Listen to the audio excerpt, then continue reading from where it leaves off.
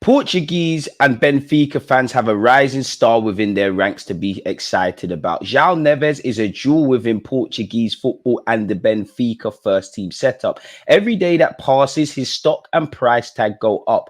Some of us would have known about him because of his exploits in the UEFA Youth League in the 2021-22 season, in which he won that very competition. The now 19-year-old made his debut at 18 years of age, and since then, life has come at him very quickly. In his first integration into the first team, he made 17 appearances for Benfica as they won their first Portuguese title in 4 years. He has also been capped 5 times by his country, and he's had been part of some dramatic games. Some of you will remember when he scored against Sporting Lisbon at the back end of the season before the one that's just finished, in which the final score was 2-2, and they came back from a dramatic 2 goals down.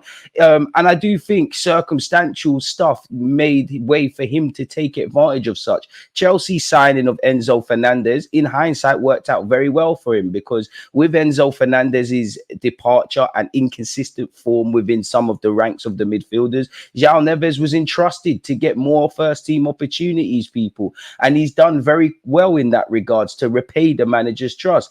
Of course, again, with the form of certain midfielders and the departure of Enzo Fernandez, this in turn paved the way for the young Portuguese midfielder to compete for a regular first team spot. Despite being 19 years of age, at the time of making this video, he has played 75 times in total for Benfica, 9 times in the Champions League, 6 times in the Europa League, 50 times in the top division in Portugal, and he has 4 goals and 3 assists to his name. Once again, he's been capped 5 times by Portugal. Now, when you look at him just at face value without knowing he's a footballer, he doesn't look like a scary figure. He stands at about 5'8", 5'9", and he has become Benfica's worst kept secret. Looking at his heat map, could he be the guy to partner Declan Rice and allow Declan Rice to continue his development in the left-sided central midfield role, or in that 8 role? His heat map displays him as a very industrious, all-action midfielder who is keen to get stuck in all over the pitch in the midfield battles. He's also a very cultured midfielder. I mean, what would you expect of someone who's progressed through the Benfica academy? Despite his young age and his young years and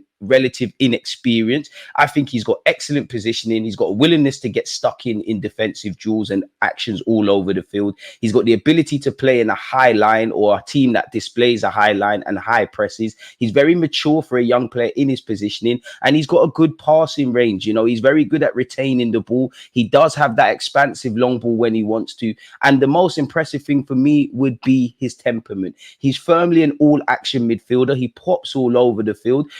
I wouldn't call him a lone 6, because Benfica kind of operate with a double pivot in that regard. So it remains to be seen if he actually can perform in that lone 6 role alone. But I do believe he's got the intelligence to do such. He likes to help his teammates out all over the pitch, including in wide areas, which is an underrated aspect for central midfielders. This could obviously free up Declan Rice and free up inverted fullbacks where Arsenal are concerned, or whatever team you support at watching this video. When you look at his passing as well, it's also impressive.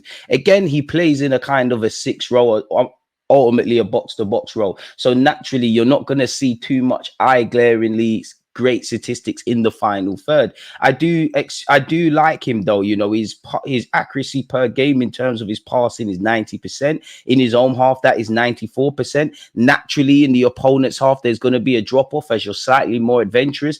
That is, you know, drops off positively, but still remains high in 85%. For long balls, he rates at 70%. So this shows you that he's very cultured on the ball, doesn't give the ball away a lot, and is quite accurate with a lot of his passing across 90 minutes. At a point, he averaged well over 7 progressive passes per 90 minutes throughout the year at a point, people, in the Portuguese division. And he also maintained a good passing completion rate at the same time of 88.6% at a point this season.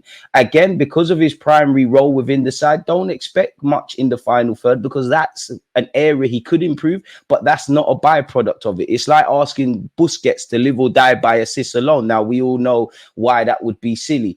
And again, being a midfielder, you need to be keen to do the ugly elements of the game. And he thrives in the defensive side or the dirty side of the game, which definitely for a Premier League side or any team that aspires to win trophies is a positive. For interceptions per game, it's at 1.1. Tackles per game, it's at 2.0. Possession one is at 0.7. He scores 6.4 for ball recoveries, people. So this shows that there is an all complete midfielder within the making in certain degrees. And again, despite his height, another impressive thing is his, his aerial ability. When you look at his aerial and ground and total duels and all the other defensive aspects, in my opinion, he more than holds his own, despite, not being the most biggest and scariest of figures, people. He defends and plays with passion and intensity. He does not let his height discourage him from getting stuck in almost relentlessly. He's almost like a tiny lion. He's got great jumping power and a great competitiveness to receive, retrieve, and regain the ball to compete in duels on a permanent basis. And this makes him ultimately quite successful from what you've seen so far of him in a Benfica shirt. Now, the Premier League is different, so he probably would pick up cards, but he doesn't pick up that many yellow cards either, people. And another impressive thing is he adapts quite quickly to the game state and what the game state demands, people. Again, while this isn't his primary job, where you look at successful dribbles, he scores at 62%. Total duels one stands at 47%. Ground duels one are 47%. 57% for both of those, apologies. Aerial duels won 58%. For someone that's 5'9", 5'8", that's ridiculous. And as you could see in the screenshot, people, there was a point where, as Benfica looked to hold on to their 1-0 lead against Porto late on, he won ahead of people at 5'9". Now, we shouldn't be amazed. He's still 5'9". There still is height there, but you get the point. In conclusion, where Joao Neves is concerned, he's a very cultured player. He's a player that anyone would be lucky to have. He's a player that very fits the Arsenal model and all several clubs that he's been linked with. On the topic of him being linked with clubs, people, apparently he has 100 million price tag on his head. Now, Benfica know they've got an appreciating asset who with every game is going to improve. They know if the English clubs circle and look to sign him, they will pay big bucks. Does he need to necessarily leave Benfica at this moment in time? Would he want to leave necessarily? And also, crucially, he's got a contract until 2028. Again, people, he's currently excelling in that defensive midfield role per se. He's played well over 4,000 club minutes, so it's no surprise that he's drawing attention from some of the top clubs. But once again, he has a release clause of around 100 million, even as far as to 120 million euros, which equates to around that figure. He's a great player, man. He clearly possesses all the traits and qualities of a very well-rounded midfielder already and in the making. There's every reason to think some of Europe's biggest clubs in the top 5 divisions will act on their interest in him immediately and quickly and gather pace in that regard. And there's also the fact that he also technically operates as in a double pivot for Benfica. Would he have, where he's obviously got that freedom within a framework to get around the pitch? Now, you can see why that would work at Arsenal, but tactically, would he necessarily get that at Arsenal, or would he be more fixated in a role? Now, I mentioned Declan Rice playing as a lone six, and we all know across a football field, especially in the Mikel Arteta team, you break it down into the final third, the middle third, and the defensive third. There's almost 3 sub teams. He does not play as a lone six at this moment in time. So how far does it go of him playing in that lone six and really freeing up Declan Rice? And I do think he's got the ability to improve in the final third in terms of his final ball. There's a lot to like about him.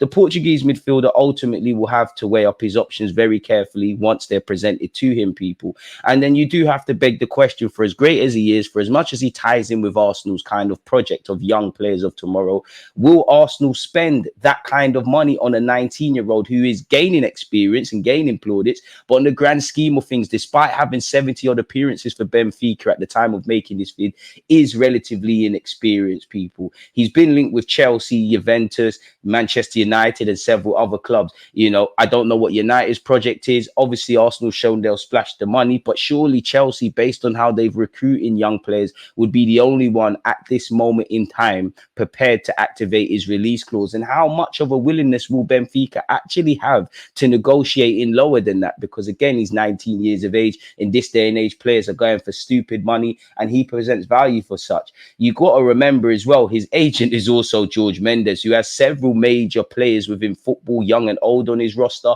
and also several great Portuguese players, you know, Cristiano Ronaldo, Bernardo Silva, Diaz, Neto, Joao Felix, to name a few. He also has Fabio Vieira, who plays for Arsenal, or, you know, he's technically playing for Arsenal, doesn't get much game time. Maybe he could put in a good word with this individual for us. And to be honest with you, Benfica, you owe us for selling us Tavares. You sold us a dodgy motor, man, really and truly. If you lot were tradesmen, it would be cowboy builders. But on a serious note, I like the look of him. I think he fits the Arsenal remit in the DNA. I think he'd be a dream for anyone in the top six to have. I think he's only going to get better.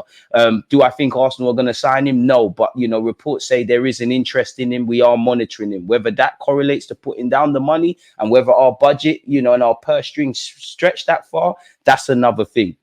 On that note, please don't forget to let me know your thoughts. Like, comment, subscribe. Again, I'm working very hard to smash out these videos for you lot. As soon as this video is done, I'm going to record some more. So please leave a comment, subscribe, and the rest of it. It helps and boosts the YouTube algorithm. We're continuing our journey to ultimately 70,000, but right now we need to cross the 60,000 mark. So yeah, like, comment, subscribe. Stay blessed, stay safe. Peace.